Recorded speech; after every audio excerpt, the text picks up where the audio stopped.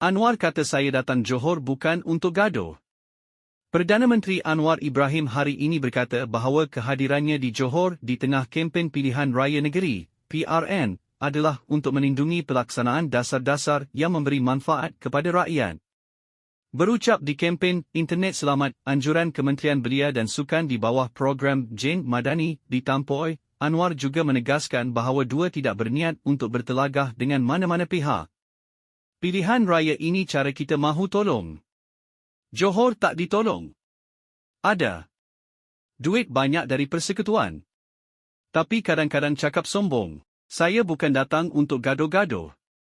Saya datang untuk bagi tahu. Kita ada suara. Undilah.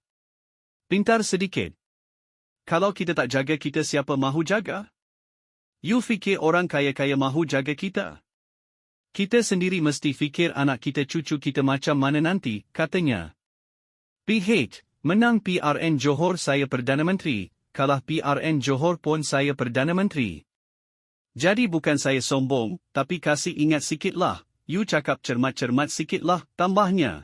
Anwar tidak menyebut sebarang nama tetapi peringatan penerusi Pakatan Harapan itu susulan kenyataan Menteri Besar Sementara On Hafiz Gas mengenai Pelan Induk Zon Ekonomi Khas Johor Singapura, JSSEZ.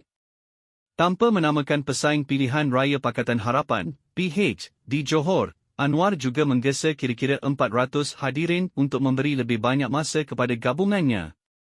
Bagi masa sikit. Dulu mereka perintah berapa tahun? 60 tahun lebih. 65 tahun dia perintah. Kita mahu bagi betul. 2 tahun, 3 tahun. Semua mesti betul, katanya. Dia seterusnya menyenaraikan dasar-dasar peringkat persekutuan yang memberi manfaat kepada rakyat, termasuk pelbagai bentuk bantuan tunai langsung. Dalam tempoh 3 tahun ini, kami telah memperkenalkan sumbangan tunai rahmah dan SARA. Adakah sesiapa di sini menerima SARA? Adakah anda perlu beratur? Bolehkah ia ditambah? Ya, boleh.